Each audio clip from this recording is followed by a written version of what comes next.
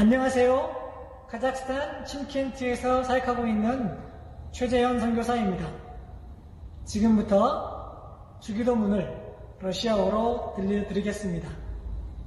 Отче наш, сущий на небесах, да святится имя Твое, да придет царствие Твое, да будет воля Твоя и на земле, как на небе. Хлеб наш насущный дай нам на сей день, и прости нам долги наши, как и мы прощаем должникам нашим. И не веди нас в искушение, но избавь нас от лукавого. Ибо Твое царство и сила и слава во веки. 아멘.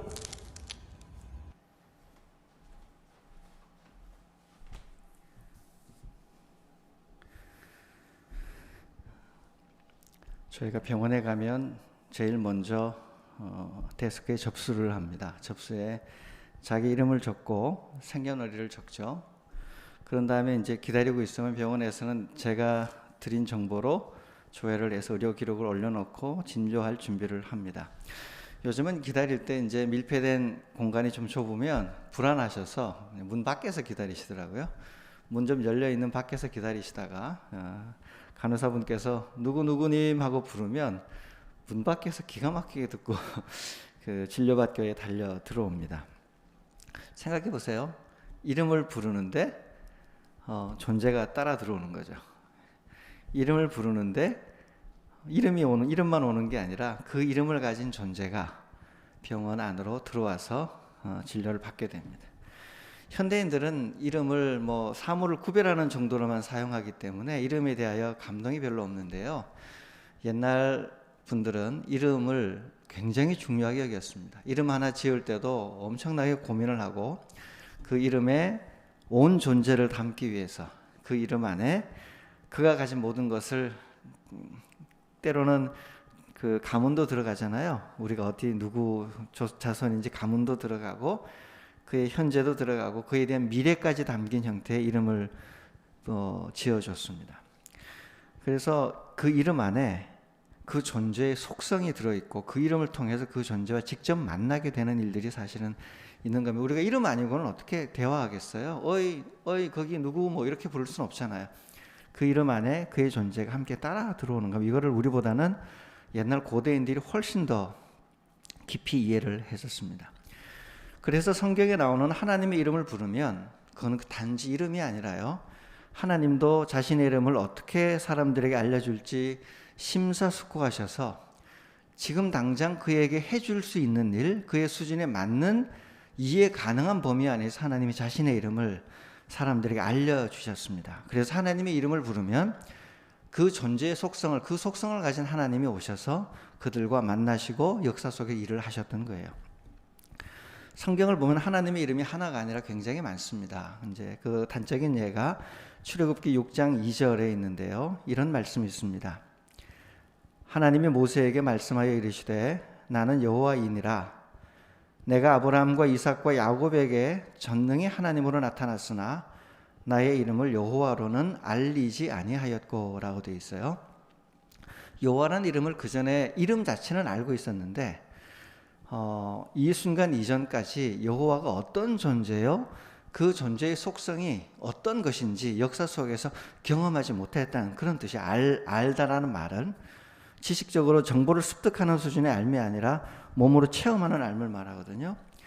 여기에 아브라함과 이삭과 야곱에게는 전능의 하나님 엘샤다이 하나님으로 나타났다는 거죠. 그러니까 이들은 대부분 엘샤다이 하나님을 지속적으로 만났고 그런 전능의 하나님이 자기들을 따뜻하게 돌봐주시고 위기에서 구해주시고 챙겨주시는 그런 하나님의 속성을 가장 많이 만났던 겁니다. 이름 이상의 것을 파악하기가 쉽지 않았는데 그런데 엘샤다이로 자신을 계시해 주신 하나님, 하갈은 감찰하시는 만났잖아요. 엘로이 하나님이거든요. 치유하시는 하나님, 우리가 알고 있는 하나님에 대한 여러 가지 호칭이 있는데 그게 일종의 이름이에요.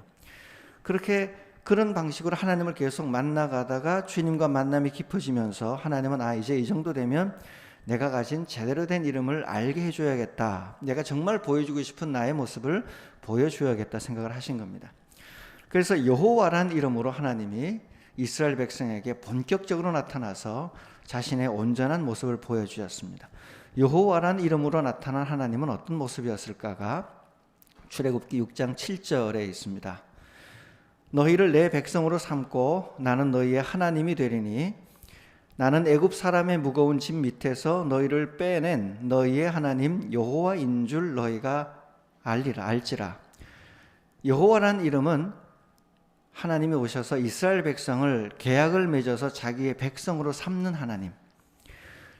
그래서 너희의 그런 신이 되리니 나는 애굽 사람, 그 백성으로 삼았으니까 책임을 져야 되잖아요. 그래서 애굽 사람의 무거운 짐 밑에서 탈출시키는, 죄와 악의 구조에서 탈출시키고 개인을 죽음의 나라에서 하나님의 나라로 옮겨내시는 그런 적극적으로 역사 속에 들어와 해방을 선포하시고 자유를 선포하시고 하나님 나라 약속의 땅으로 이끌어내시는 분. 그냥 아브라함을 떠나게 하시고 그냥 어려울 때 위기해 주시고 돌봐주시는 정도가 아니라 그런 좀 수동적인 하나님이 아니라 그 사람을 통하여 본격적으로 역사에서 가나안 땅으로 이끌어 들이시고 뭘 만들어 가시는 하나님, 그런 존재로서 자기를 여호와라는 이름에 달아 하나님이 모세에게 알려주시고 그것을 이스라엘 백성에 알려주겠다고 하셨던 거예요. 이런 하나님의 모습이 여호와라는 이름이 구약에 가진 하나님의 모습이거든요. 그래서 이스라엘 백성들은 하나님을 여호와라고 부르시, 무엇을 일으키시는 분, 뭐 혼자 있어 스스로 계시는 분, 역사 속에 들어와 출애굽시키시고 해방시키시는 분, 그분의 그 하나님을 자신의 하나님으로 믿고 여호와라고 부를 때 하나님께서 그 같은 방식으로 자신의 속성을 사람들과 역사 속에 계시하시며 일하셨던 겁니다. 그래서 이름을 부르고 호칭을 통하여 그 사람을, 그 존재를 자꾸 부르는 것이 굉장히 중요합니다. 자, 이렇게 하나님의 이름은 사람들에게 알려지셨습니다. 자, 이름 안에 존재와 속성이 들어갑니다. 근데요, 이름 안에는 또 중요한 기능이 있습니다. 이름 안에 모든 것이 다 들어가나요? 이 하나님도 자신의 이름을 가지고 엘샤다이, 엘로이 여러 가지 이름을 보여주면서 존재 안에 하나님의 그 광대한 모습을 부분적으로 보여주셨던 거거든요. 이름은 하나님과 동일하고 하나님의 속성이긴 맞지만 이름에는 또 다른 기능이 하나 더 있습니다. 신명기 12장 5절 말씀을 보면 이런 말씀이 있습니다. 오직 너희 하나님 여호와께서 자기의 이름을 두시려고 너희 모든 지파 중에서 택하신 곳인 그 계실 곳으로 찾아가서, 이거 예루살렘 성전을 말하는 것 같은데 구체적으로 지명은 일부러 이야기하지 않습니다. 본문은 예루살렘이 아닐 수도 있으니까요. 나중에는 하나님이 성전에 계시겠다고 하시는데 하나님의 존재 자체가 다 들어있는 그런 시계가 아니라 자기의 이름을 두시려고. 그러니까 이 신명기에서 본문은 두 가지 의미를 가져요. 너희가 아무 데나 가서 예배하지 마라. 네가 원하는데 네 방식대로 하나님께 오려고 하지 마라. 그건 안 된다. 하나님이 지시하시고 하나님이 정하시는 곳, 하나님이 원하시는 방식의 삶을 가지고 오도록 하는 것이 예배이다라는 규정과 함께 동시에 부가적인 의미로 하나님 자신의 존재가 예루살렘 성전 안에 하늘 보좌를 버리고 성전 안으로 들어오시지 않고요. 하나님은 하늘 보좌에 여전히 계시면서 자신의 이름을, 자신과 동일한 능력과 그거를 가진 자신의 이름을 예루살렘 성전에 두겠다는 거예요. 이게 굉장히 이스라엘 역사에서 중요했습니다. 고대인들은 신전이 신의 집이라고 생각했어요. 전쟁을 하고 난 다음에 신전이 파괴되고 나면 신이 죽거나 떠났다고 생각해서 더 이상 믿지를 않았습니다. 그래서 고대의 신전은 신을 찬양하고 높이면서 그 신이 나에게 뭔가 도움을 주기를 원하는 곳인 동시에 또 하나 그 신이 예루살렘 자기들의 신전 안에 온전히 다 거기만 계셔서 자기들이 원하는 것을 다 들어주기를 원하는, 자기 왕조, 자기 국가, 자기 가문의 이익에 충실하게 모든 것을 들어주기 원하는 존재로서의 신을 신전 안에 넣어놓고 싶어 했던 인간의 욕망이 있는 겁니다. 신을 섬기는 척하면서, 여러분 이 세상의 대부분의 신은 인간이 그를 섬기고 떠받들어 주는 척하면서 결국은 자기들이 원하는 것을 그 신을 통해 이뤄내는 인간의 욕망에 대부분 부합하는 신들이에요. 지구상에 존재하는 대부분의 인간이 믿어왔던 신이라고 생각하고 믿어왔던 모든 존재들이. 정치도 그렇잖아요. 겉으로 봐서는 허리 숙이면서 한 사람을 내세워놓고 알고 보면 자기들이 원하는 것을 그 사람에게서 얻어내기 위해서 누구에게든 머리 숙일 수 있는 존재들이 우리 사회의 실질적인 힘을 가진 사람들 아니겠습니까? 돈이 되기도 하고 권력, 경제, 재벌이 되기도 하고 자기들이 원하는 이익을 준다면 누구에게든 그를 찬양하고 그들에게 뭔가를 해줄 수 있는 신전에 넣어줄 수 있는 존재들인 거죠. 그러나 본질적으로 그런 신은 인간의 이익을 위해서 봉사하는 신이지 진정한 신은 아닌 겁니다. 그 하나님께서 내가 나의 이름을 두겠다고 계속 신명기에 거듭거듭 이야기하십니다. 그 이야기는 내가 너희들의 욕망에 부합하는 정도로 다른 신들처럼 그렇게 행동하지는 않겠다는 뜻이에요. 성전에 오셔서 하나님의 이름을 부르고 찬양하는 곳에 하나님이 함께 하시고 무소부지하신 하나님이 양쪽에 동시에 온 세계에 동시에 존재하시지만 그런다고 해서 나를 하늘 보좌를 버리고 신전을 집 삼아 영구 정착하여 그 속에 가둬주지는 못한다.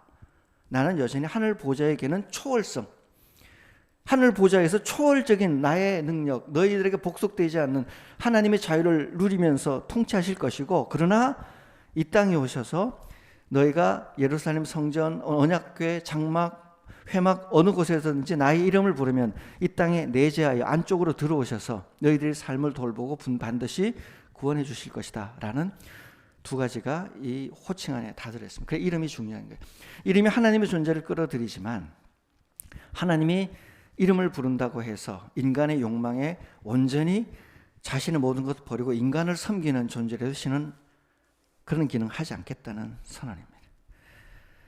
우리로 치면 교회가 예수의 이름을 불러서 하나님께 나아가면 하나님이 우리의 부름과 찬양에 응답하여 오시지만 그러나 교회 안에 갇혀서 교회만을 위하여 하나님 나라는 파괴가 되어가는데 인간의 개인의 이익만을 위하여 각 교회의 자기 이익만을 위하여 한 종교 기독교라는 특정 개신교의 이익만을 위하여 봉사하는 신으로 남지 않겠다라는 뜻입니다.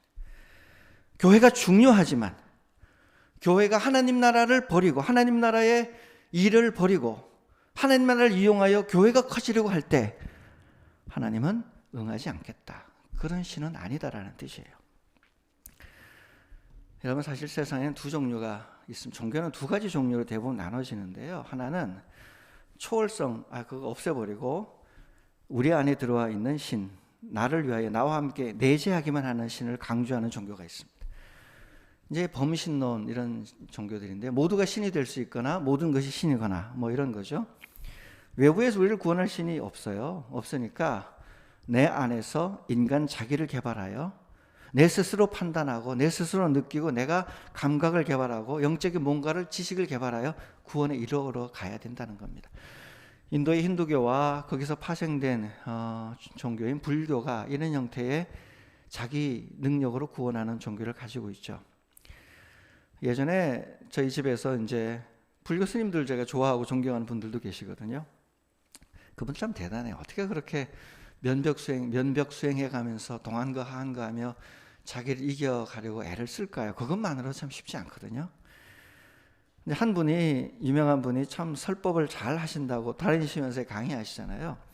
그래서 그것도 참 듣기 괜찮다, 배울 게 있다 그랬더니 저희 집에 큰애가 아빠 근데 그거 들으면 재밌기도 하고 그러는데 듣고 나면 마음이 굉장히 상해요. 왜 그랬더니 한참 듣고는 그럼 이러면 어때요? 저러면 어때요? 막 자꾸 거꾸로 질문을 막 하더니 결국은 그거 보세요. 당신 생각하기 나름이에요. 결론 이렇게 간다는 거예요. 모든 문제의 근원이 자기 마음에 있고 본인이 생각을 다르면 세계가 달라진다고 믿기 때문에 자기가 학교 다니면서 뭘 하고 직장이나 뭘 해도 아무것도 자기 힘으로 바꿀 수 없고 그거 여전히 존재하는데 내 마음을 바꿔서 내 스스로 뭔가를 하면 다 된다고 하니까 막 화가 나는 거예요. 기분이 상하고 들을 때는 끄떡끄떡하고 왔는데 돌아오고 나면 이러면 다 내 탓이라는 거야. 이 세상의 모든 잘못과 모든 나의 불행이 막 화가 난다는 거예요. 제가 그 이야기를 듣고는 무릎을 탁 쳤습니다. 이 답이 초월성을 부정하는 모든 종교에 대한 해답이다라는 생각이 들었어요. 초월적 신을 믿지 않고 스스로 구원해 가야 되는 인간의 고단함, 그 구원이 이루어진다고 하더라도 설사 얼마나 힘들겠어요. 자기 혼자 계속 이루어가는 거. 저는 자신 없습니다. 저는 그 종교를 통해서 구원받을 가능성이 제로인 사람입니다. 그래서 저는 기독교가 가르치는 신이 우리 속으로 들어와서 우리가 이름을 부르면 오시고 내 속에 오셔서 나를 구원해 가시는 기독교가, 이런 예수님의 복음이 저를 구원하는 유일한 길입니다. 두 번째는요, 하나님 신에 대해서 초월적인 분인 걸 인정하고 외부에 뭐가 있다고는 믿는데 그 신이 내 삶 안에 들어와 뭔가를 작용하고 바꿔낸다는 것을 믿지 않는 종교. 이게 또 굉장히 많은 종교가 이런 게 있어요. 외부에 신이 있으니까 기댈 수 있고 그분을 찬양하고 모든 것을 다 할 수 있습니다. 그러나 그 신은 인간 사이에 뛰어들어오지 않아요. 심판은 집행이에요. 나중에 뭘 잘했는지 못했는지 저울에 올려서 함량 미달 너는 지옥, 함량 너는 천국, 뭐 이렇게 할 수는 있는데 그 일을 하기 위하여 우리 역사 속으로 뛰어들어와 인간의 모습 가지지 않아요. 인간의 모습으로 왔다는 것 자체가 굉장한 신성모독이 되는 종교. 대표적으로 이슬람교입니다. 신의 형상을 어떤 모습으로도 그려놓으면 우상숭배가 신성모독되죠. 예언자의 이름 그런 분들의 이름을 잡지에서 캐리커처 만화로 그렸다가 아주 난리가 나잖아요. 저는 표현의 자유가 있긴 하지만 상대방을 고려하여 좀 그러지 않았으면 좋겠다는 마음이거든요. 그러나 동시에 그것은 그 종교의 특징을 잘 보여주는 겁니다. 신이 인간의 모습 할 수 없어요. 신의 초상화 그릴 수 없어요. 신이 우리 속에 들어 우리 같은 느낌을 갖고 산다고 말할 수 없어요. 신의 형상으로 우리가 만들어질 수 없어요. 그것 자체가 신성모독이 되기 때문에.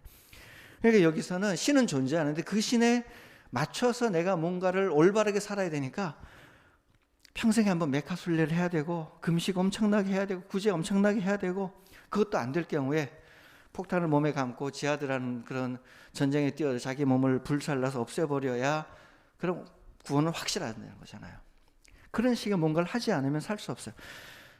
저는 이 종교에서도 저를 구원할, 다른 분들이 구원은 모르겠는데 1차적으로 저를 구원할 구원의 진리는 저는 여기서도 못 찾겠어요. 저는 그렇게 못 살아요. 우리가 살면서 경험하는 모든 것은, 제가 아무리 혼자 공부하고 독학하려고 애를 썼는데 한 달 고민했는데 좋은 선생님이 와가지고 1시간 한 1분만 이야기하면 금세 알게 되거든요. 한 달 공부했는데 내가 그 높은 뜻을 겨우 50% 이해했는데 선생님이 와가지고 한마디 하니까 바로 90%로 레벨업이 딱 돼버리는 거 수도 없이 경험하잖아요. 인간이 그런 존재예요. 그래서 우리가 공부할 때 논문 공부할 때 지나온 학문의 역사를 축적하는 역사를 다 훑어야 되는 이유가 그런 이유잖아요. 압축해서 훑어라더라도. 인간이 그런, 누군가 외부에서 도와주면 간단하게 끝날 수 있는 일을 스스로 하라고 다그치는, 근데 하지 않았다고 나중에 너 혼낼 거야 라고 매를 들고 있으면서 계속해서 보고 있는 분이 계시다면 화가 나는 것 같아요. 저는 싫습니다. 우리가 믿는 하나님은 능력은 있는데 안 도와주는, 지켜보는 불꽃 같은 눈으로 감시만 하는 하나님이 아니고, 함께 들어와서 지내다가 능력 없이 그냥 함께 니네가 다 신이야 라고 해서 알아서 하라고 하는 그 하나님도 아니고, 그 하나님께서, 초월적인 하나님께서 우리 역사 속에 인간의 모습으로, 여러 모습으로 오셔서 우리와 함께 하시고 자신의 이름을 우리에게 넣어주시고 이름을 부르면 역사하시고, 그러면서 우리를 하늘 보좌의 수준으로 올라가게 만들어 도와주시는 하나님. 이게 주기도가 가르치는 사실 하나님이라는 뜻이에요. 그래서 아빠 하나님 할 때 하늘에 계신 아빠 하나님, 초월적 보좌에 계신 하나님이 내 아빠 되어서 내 삶 속으로 들어오신다라는 거거든요. 이게 기독교를 가장 잘 설명하는 주기도의 첫 서두입니다.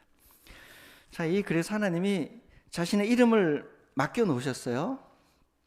이름을 불러라. 근데 너의 이름에 내가 갇히진 않지만 너를 위해서 내려온다라는 거잖아요. 함께 한다, 이름으로.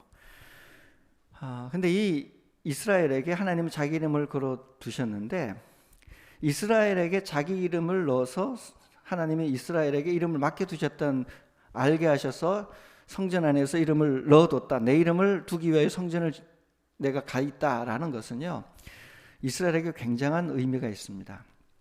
이스라엘이 어떻게 하는가에 따라서 하나님의 이름이 명예롭게 높아지기도 하고 땅에 떨어지기도 하는 운명 공동체가 된다는 뜻이에요. 그러니까 하나님 위험한 모험을 하시는 거죠. 알라는 모험하지 않아요. 인간은 인간일 뿐이에요. 그러나 하나님은 인간을 자기 형상으로 만들었으니까 들어와서 모험을 하세요. 인간의 행동에 따라 자신의 명예와 자신의 모든 것이 달려있을 정도로 묶어 놓으셨어요. 그래서 하나님이 이스라엘에게 이런 명령을 하시는 겁니다. 레위기 19장 2절 말씀을 보면 1절 2절인데 2절 말씀 이렇게 되어 있죠. 너는 이스라엘 자손의 온 회중에게 말하여 이르라. 너희는 거룩하라. 이는 왜냐하면이라는 뜻입니다. 이는 왜냐하면 나 여호와 너희 하나님이 거룩하기 때문이다. 하나님 자신이 거룩해요. 하나님 자신이 거룩하니까 내 이름이 너한테 있으니까 너도 나를 닮아 거룩해져라 라는 명령을 하나님이 하시는 이유가 이름을 통하여 묶어 놓으셨기 때문에 그렇습니다. 하나님 내가 거룩하니 너희도 거룩하라는 말은 사실은 두 가지예요.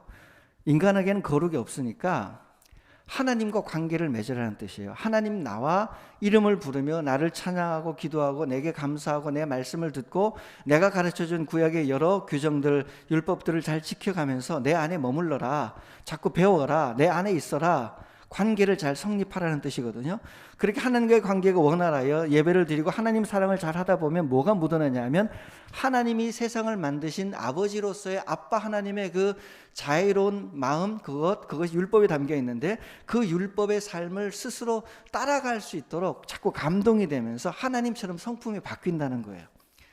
하나님처럼 살고 싶어지는 열망을 자꾸 주신다는 거예요. 그래서 하나님 가까이의 관계를 맺어라. 그런다면 너희가 실질적으로 윤리 도덕적으로 변화되어 거룩하게 되는 존재의 변화가 올 것이다. 이 말이 거룩하라. 내가 거룩하기 때문에 그렇다.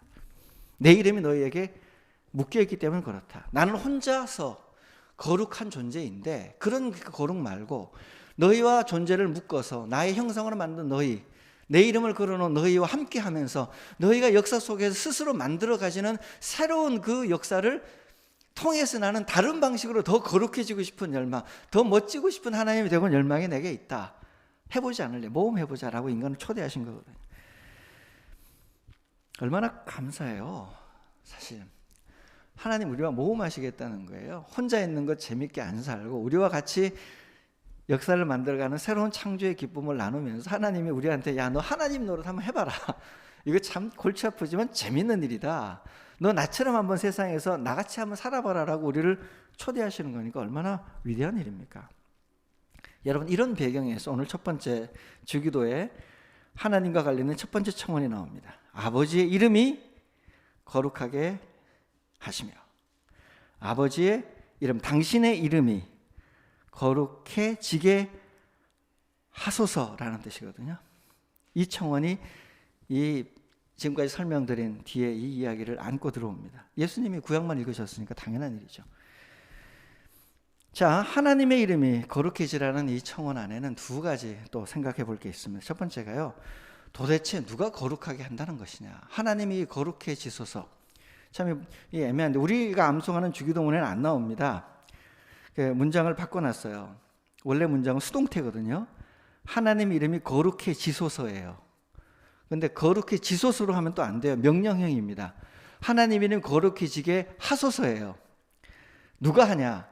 본문에는 안 나오는 것 같지만 영어 문장, 한글 문장에서 안 나오는데 유대인의 독특한 어법이 있습니다. 유대인들은 하나님이 주어가 되는 문장을 하나님 이름 너무 거룩하니까 부르기를 너무 조심스러워해서 하나님 이름을 문장에서 생략하는 어법을 가지고 있어요. 그러면 어떻게 해야 되죠?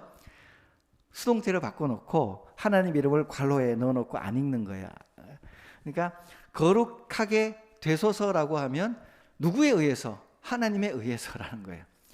마태복음 7장 7절에 보면 구하라 그리하면 너희에게 주실 것이라고 돼 있거든요. 이거 원래 수동태예요. 구하라 그리하면 너희에게 주어질 것이에요. 근데 하나님이 준다는 걸 표현을 해야 되니까 우리가 능동으로 좀 바꿔가지고 넣어놨거든요.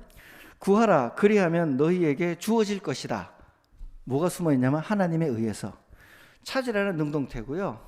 그 다음에 나오는 건 두드리나 또 두드리면 열려질 것이다. 이렇게 성경에서는 이렇게 능동으로 표현해야 될 것을 유대인은 수동으로 바꿔놓고 그걸 읽는 우리는 하나님이 숨어있구나. 원래 하나님이 주어있는 능동태구나는 알게 되어 있는 구조가 되어 있습니다. 그러니까 이 본문은 뭐라고 하냐면 하나님 당신의 이름이 거룩해지게 만드십시오. 왜? 우리는 능력이 없으니까 라는 신앙 고백입니다. 우리는 죄인이니까요. 우리는 능력이 없으니까요. 우리는 할 수 없었고 우리는 실패했잖아요. 하나님 당신이 나서셔서 이 일을 뭔가를 주관하시기 바랍니다. 그리고 우리를 불쌍히 여겨주십시오. 끼리에 엘레이선, 우리를 불쌍히 여기소서라는 노래가 따라올 수밖에 없는 구조인 거죠. 이게 어디에 나오냐면 에스겔 36장 23절에 있는데 이런 내용이 들어있습니다.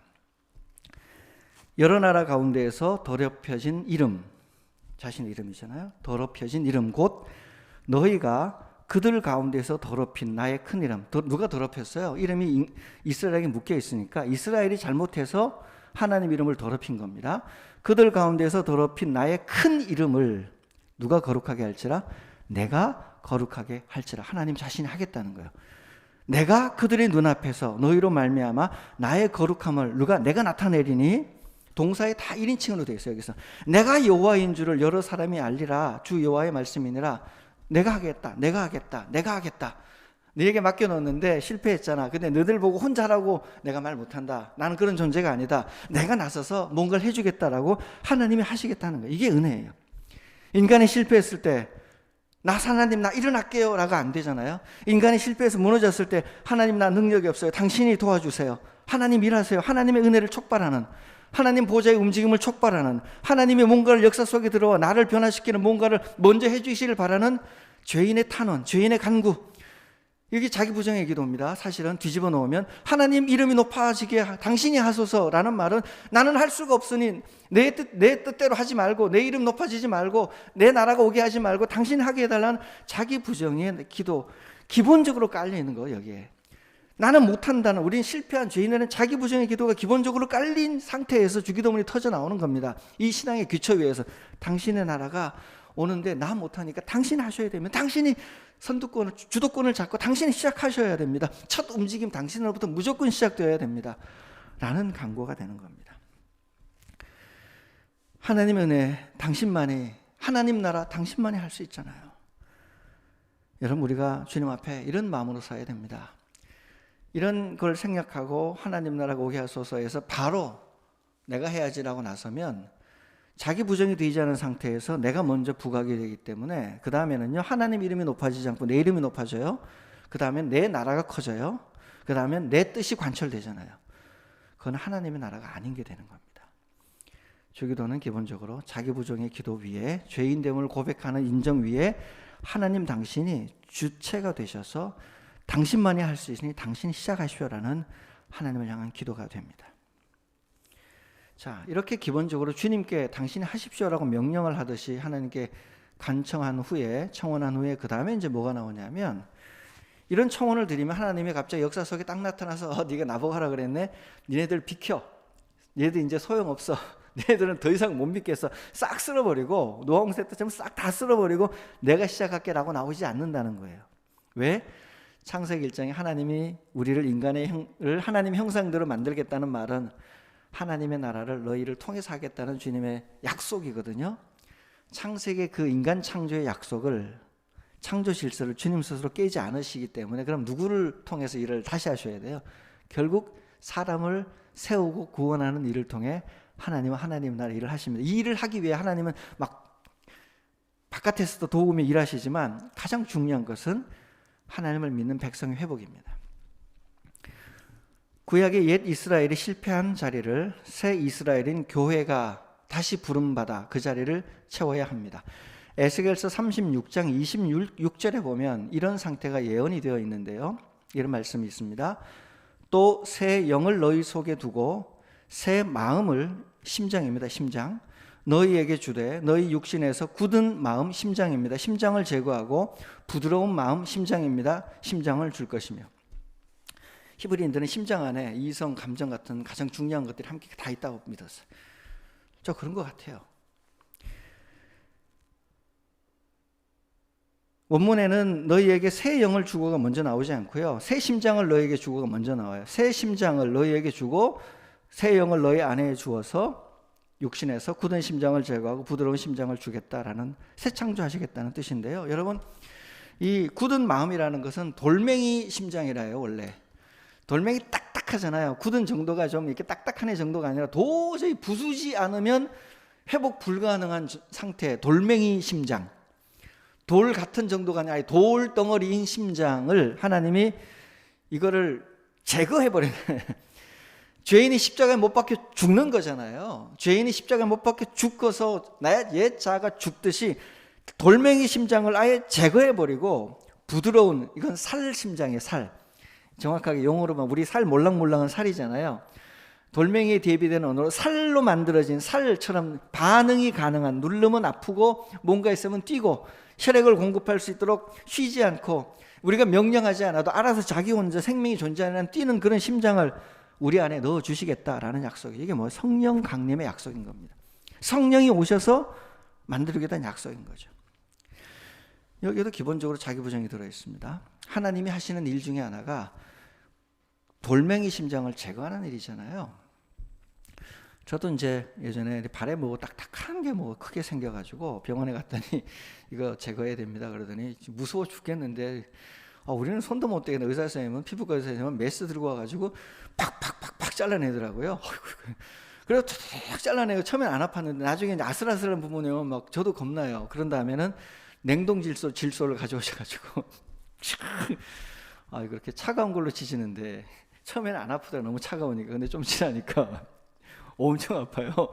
그거 2주에 한 번씩 가서 계속 했더니 결국은 뿌리까지 다 제거되고 살이 돌아오더라고요. 하나님 우리가 하나님 당신 하십시오라고 하면 하나님 뭐부터 하냐면 회개시키고 자기를 부정시키고 주님 안에서 십자가와 함께 못 박혀 죽게 만들며 인간 개조부터 하나님 시작하시는 거예요. 그러면서 하나님 우리 안에 성령을 통하여 십자가의 사람으로, 부활의 사람으로 새로운 꿈을 갖게 만들고 나면 감각이 살아나서, 성령은 우리 안에 항상 계시잖아요. 내주하시는 하나님 이름을 부를 때, 예수의 이름을 부를 때 성령이 오시는 거예요. 이름을 부르면 뭐가 와요? 하나님 존재, 삼일체 하나님과 같잖아요. 예수의 이름을 통해서 하나님께 나가 예수님 하면 하나님의 존재가, 삼일체 하나님이 딸려와서 내게 반응하면 내 안에 거주하시고 내재하시고, 그러나 내 안에 완전히 초월성을 버리고 갇히지 않으시는 하나님, 나를 구원하시는 하나님 성령이 내주하셔서 내 안에서 내가 명령하지 않아도 반응한다는 거예요. 심장이 성령의 탄식. 내가 말하고 이거 해야 되는데 하지 않아도 성령이 내 안에서 탄식하며 어떤 조건이 없어도 계속 반복하여 나를 살리는 하나님의 은혜가 내 속에 들어오게 해주겠다, 부드러운 살 심정을 주겠다는 예언서의 말씀이 성령 강림을 통해 우리 속에 이루어진 거죠. 그 성령이 내 안에 오시면 다시 뭘 해야 되냐면, 하나님의 이름이 거룩하게 만들려면 내 삶이 아까처럼 죽어서 바뀌어야 되고 하나님 말씀에 반응해야 되고 내 삶에서 하나님의 말씀을 실천할 능력이 생기는 거죠. 그래서 에스겔서 아까 27절에 보면, 36장 27절에 보면 이런 말씀이 있습니다. 또 내 영을 너희 속에 두어 너희로 내 율례를 행하게 하리니 너희가 내 규례를 지켜 행할지라. 하나님의 말씀을 지킬 수 있도록 성령을 주시겠다는 거예요. 그 말씀이 어디에 기록되어 있습니까? 구약 성경에, 모세오경에 다 있잖아요. 좀 더 자세하게 어떤 부분들은 예언서 안에 다시 더 시대에 맞춰서 예언서 안에서 재반복되어 새로운 언어로 다 있잖아요. 시편에 다 들어있잖아요. 하나님 나라의 정의와 공의, 사랑, 시편에, 잠언, 전도산에 다 들어있거든요. 그걸 다시 지킬 수 있도록 심장을 바꿔줘서 지킬 수 있게 하시는. 그러니까 여러분, 구약 성경을 버려도 됩니까? 버리면 안 됩니까? 버리면 안 됩니다. 그 안에 하나님 나라의 실험이 다 들어있어요. 하나님의 뜻이 다 들어있어요. 한국교회 비극은요, 신약을 중요시해서 구약에 나오는 것들을 다 못 쓸 것, 옛 것으로 만들어서 버려버리니까 예수 믿고 구원을 받았는데 뭘 실천하고 행할지 다 없어졌어요. 국가 안에서, 사회복지 안에서, 정치 안에서 뭘 해야 될지 구약 성경에 실험 데이터가 다 나와 있고 원리가 있는데, 기본 하나님의 지향성이 있는데 다 사라져 버리니까 실천이 담보되지 않은 희한한 방식의 구원을 노래할 수밖에 없어요. 바울은 신약에서도 그렇게 가르치지 않았습니다. 신약을 잘못 이해한 겁니다. 신약인 로마서 8장 4절에 보면 에스겔서와 똑같은 연속성을 가지고 성령에 대해서 이렇게 노래합니다. 육신을 따르지 않고 그 영, 살아있는 심장을 가진 그 성령을 따라 행하는 우리에게 율법, 구약 성경에 나온 하나님의 자세한 뜻인 율법의 요구가 이루어지게 한다는 거예요. 성령을 받고 나면 율법을 온전히 다 지킬 수 있는 수준에 이른다는 거예요. 율법을 버리지 말라는 겁니다. 종교개혁자들은 그래서 예수 믿는 사람들이 구약의 율법을 다시 읽어야 된다. 그래서 율법의 제3용도 뭐 그렇게 불렀어요. 율법이 인간에게 하나님의 말씀 가르치는 용도, 그런 인간의 실천을 못하니까 우리를 죽이는, 의문의 율법할 때 죽이는 용도로 율법이 기능을 했지만 예수 믿고 나면 거기에 제3의 새로운 용도가 생겨서 우리를 성화시키는 용도로 구약 성경에 있는 모든 내용이 너무 필요하고 종교학자는 다 가르쳤는데 우리는 다 버리고 바울의 신학 중에 다 버리고 예수 믿고 그다음 할 게 없어. 그래서 예수님께서 뭐라고 말씀하시기까지 하셨냐면 새 심장을 가지고 새 영이 오고 나면 이전보다 훨씬 나은 심장이기 때문에 이렇게 된다는 겁니다. 마태복음 5장 20절 말씀에 이런 말씀이 있습니다. 내가 너희에게 이르노니 너희 의가 서기관과 바리새인보다 더 낫지 못하면 결코 천국에 들어가지 못하리라. 서기관과 바리새인의 의도 굉장히 훌륭했습니다. 그러나 그들의 의는 자신들은 굉장히 훌륭한 경지에 왔다고 하지만 세리와 죄인들을 쫓아내어서 남들을 죽이고 없애고 우리만 들어가는 천국을 꿈꾸는 정도의 의에 머물렀어요. 이 정도 도덕성, 전 우리 한국 사회 정치인들 이념과 정파를 막론하고 개인적으로 서기관과 바리새인 자체적인 도덕성 정도의 삶, 구제 많이 하고 어쨌든 도우려고 많이 하는 정도, 같은 동족만 챙기는 정도의 도덕성이 있으면 좋겠어요. 없어요. 잘 없어요. 이념이 달라도 훌륭한 자기의 삶을 견지한 일이 있다면 귀담아 들으며 그와 함께 성장할 용기가 우리에게 다 있거든요. 자신의 삶은 완전히 더 엉망이면서 이념 공격을 해가며 하는 존재들이 우리 사회에서 판을 치면 무슨 의미가 있겠습니까? 생각은 다를 수 있어요. 그러나 그 생각만큼 충실하게 자기 희생을 하고 자기의 생각대로 자신의 삶을 전체 투신해서 꾸준하게 살아오는 분이라면 우리 마땅히 박수치며 그에게 배울 의향이 있다고요. 너희 의가 서기관과 바리새인보다 더 낫지 못하면 천국에 들어가기 힘들 것 같은 데가 아니라 예수님은 결코 하나님 나라, 결코 하나님의 나라에 들어가지 못하리라고 하셨는데 이 본문을 도대체 어떻게 할 겁니까? 이 본문을. 예수님 이 명확한 말씀은 예수님이 강조법이지 뭐 그게 그런 뜻이겠어라고 괄호칠 수 있을까요? 그럴 수 없어요. 그 말씀은 예수님 너무 많이 말씀하셨어요. 진짜로. 예수님은 너무 강하게 많은 말씀을 하셔서 괄호쳐서 우리가 뒤로 제쳐놓을 수 없어요. 교회의 의가 다른 종교인들의 의보다 더 낫지 못하면 결코 천국에 들어가지 못하리라. 왜? 그는 구원받은 사람, 그런 방식의 더 높은 의를 추구하였는데도 안 되면 그런 주님의 은혜로 우리를 구원하시죠. 그러나 그런 것 자체를 멸시하고 추구할 마음조차 없는 상태는 진짜 구원받은 건가? 예수를 믿는 게 맞나라고 의심을 해야 될 만큼 고민 다시 하라는 말씀인 거예요. 타종교인들이 하는 여러 가지 사랑의 행위, 여러 가지 평화를 사랑하는 모험, 그것보다 기독교는 탁월하게, 예수의 제자는 더 탁월하게 할 때, 그러려고 애쓸 때 우리가 진짜 천국 백성이 맞구나 라고 인정받는다는 겁니다. 이게 구원파, 신천지 같은 이단과 결정적으로 다른 거죠. 구원파, 신천지 14만 4천 이야기 자꾸 하는데 14만 4천 안에 들으면 된다는 거잖아요. 나머지는 다 버리고. 이장님도 14만 4천이었거든요. 이미 구원을 다 받았으니까 나머지 죄에 대해서는 민감하지 않고 사회적 문제였을 때 민감하지 않고 그런 이단들은요. 구약 성경에 나오는 모든 이야기를 한반도에 있는 자기 이야기로 다 교주 이야기로 다 예언을 다 깎아가지고 그렇게 희한하게 맞춰요. 이게 누구한테 배운 거냐 하면 통일교와 박태선에 다 배운 그런 류에서 배웠던 이상한 쪽집게 과외식 성경 해석인데 성경이 가르치는 구원과 완전히 반대인데 세상 전체를 사랑하는 공의와 정의, 이게 하나님 나라인데 이걸 포기하고 자기 집단의 이익만을 챙기고 하는 것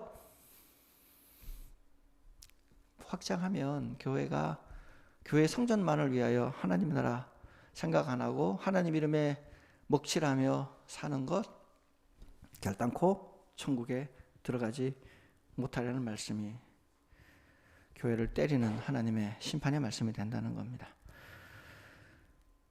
그래서 하나님이 당신의 이름이 당신이 나서서 거룩하게 하는데 당신이 직접 하지 않으실 거니까 하나님 우리를 통하여 계약 백성인 우리 그리스도인들 교회를 통하여 우리를 새롭게 하셔서 하나님 이름이 높아지십시오 라는 이야기가 주기도문 첫 번째 청원의 구체적인 내용들입니다. 그러니까 오늘은 좀 범위를 더 좁혀서 새 이스라엘인 교회를 생각하면 됩니다. 이 청원을 통해 우리가 어떤 기도를 드릴 수 있을까 생각해 보면 먼저 부름받은 언약 백성인 우리 자신의 죄를 회개하고 십자가에 못 박는 일을 먼저 해야 됩니다. 근데 감사한 게 하나님이 회개하면 받아줄 게가 아니고요. 하나님 먼저 구원부터 하신 후에 회개시키거든요. 그러니까 지금 우리는 회개하는 게 맞는 겁니다. 회개하면 들어오게 해줄 게가 아니에요. 구약사의 이스라엘 백성을 회개해야 출애굽시켜 줄 게 아니라 출애굽부터 시킨 후에 너 가서 언약 맺고 이제 새로 살아보지 않을래? 동의하면 오케이. 이미 구원은 됐는데 동의하면 같이 간다. 그러려면 이런 말씀을 지키고 나와 함께 하나님 사랑 이웃 사랑 계속 해야 된다. 제사 지내면 나와 교제하고 말씀을 실천하는 삶을 살아야 된다. 되겠어? 예, 하겠습니다라는 게 그거거든요. 신약에서 예수님 먼저 우리를 구원하셔요. 구원은 우리 안에 이미 있어요. 그러나 그 구원을 유지하기 위하여 너는 똑같이 성령을 따라 살아가겠다고 하겠느냐? 자, 구원 받았으니 회개해봐라. 주님의 은혜가 먼저입니다. 주님의 은혜가 와서 회개에 이르게 하는 삶. 하나님 회개하게 해주십시오. 주님의 은혜를 깨닫게 해주십시오. 우리 가족의 죄, 우리가 주님 말씀 이렇게 딱 따를 생각하지 않고 주님 말씀에 반응하지 않고 돌멩이가 되어버린 우리의 심장, 주님 다시 도려내어 주십시오. 영적 갱신의 기도를 해야 됩니다. 두 번째가 교회의 죄를 공동체적으로 회개해야 됩니다. 한국 교회를 보면 얼굴을 들 수가 없죠. 목회자들의 죄가 가장 큽니다. 지도자의 죄는 온 공동체가 지은 죄의 총합과 같아요. 레위기 신학에 따르면 지도자가 어떤 결정을 잘못하면 온 공동체 죄의 결과가 미치잖아요. 그거는 온 공동체가 국민 투표를 통해서 잘못된 결정을 내는 것과 지도자 한 명이 잘못된 결정을 내는 것은 갚아야 될 소를 잡아야 되거든요. 죄의 크기가 똑같아요. 구약 성경에 따르면. 그래서 지도자의 죄는 작은 성희롱 성폭력이라도 온 공동체 전체를 죽이기 때문에 온 국민이 다 성폭력 한 것과 같은 방식의 죄의 갚음을 해야 된다는 뜻이에요. 어물쩍 넘어갈 수 없어요. 얼굴을 부끄러워 들 수가 없는 상황이 되는 것. 목회자의 죄가 가장 큰데 목회자를 누가 추종하고 누가 지지하여 그가 그런 권력의 자리로 계속 가 있을 수 있도록 누가 추동하였을까요? 성도들의 욕망이 거기에 봉사한다는 거 아니겠습니까? 그런 류의 목회자가 힘이 있어서 큰 교회를 이루고 만들어가는데 성도들이 거기에 함께 동의해주고 열정을 넣어주고 지지해주고 나서서 그 나쁜 것을 변호해주고 거기에 하나님의 거룩한 헌금을 거기에 넣어가지고 세상 용도의 조폭들의 정치자금처럼 만들어 쓰도록 만들어준 성도들의 책임 동시에 굉장히 큽니다. 소금과 빛이 되어야 될 교회를 세상에 오물덩어리가 되게 만든 사실을 놓고 하나님 앞에 회개해야 되는 기도가 오늘 본문에 청한 하나님 한국 교회를 살려주십시오.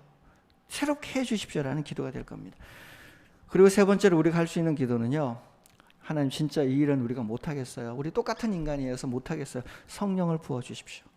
하나님 내 새 심장을 주십시오. 말씀에 반응할 수 있는 부드러운 살로 만들어진 심장을 제게 다시 주십시오. 내가 의지적으로 노력하지 않아도 내 안에서 자동으로 뛰며 하나님께 교제하는 그 성령을 만나게 해 주십시오. 초월하신 하나님은 거룩하신데 그 거룩하신 하나님을 닮아갈 수 있도록 내게 성령을 넣어주셔서 나를 우리 모두를 새롭게 해달라고 온 피조세계를 새롭게 해달라고 그렇게 성령을 부어달라는 기도를 첫 번째 주기도문을 통해서 해야 합니다. 자신을 회개하고 새롭게 되기 위하여 교회를 회개하고 새롭게 되기 위하여 이 온 피조세계 우리 모두에게 하나님 성령을 주셔서 새롭게 해달라고 우리 힘으로 안 된다는 고백을 해가며 하나님 앞에 엎드려 기도해야 됩니다. 이런 주기도를 드리는 주님의 성도들이 되시기를 바랍니다. 아멘. 우리 함께 드린 세 가지 기도 제목 가지고 잠시 주님 앞에 기도하겠습니다.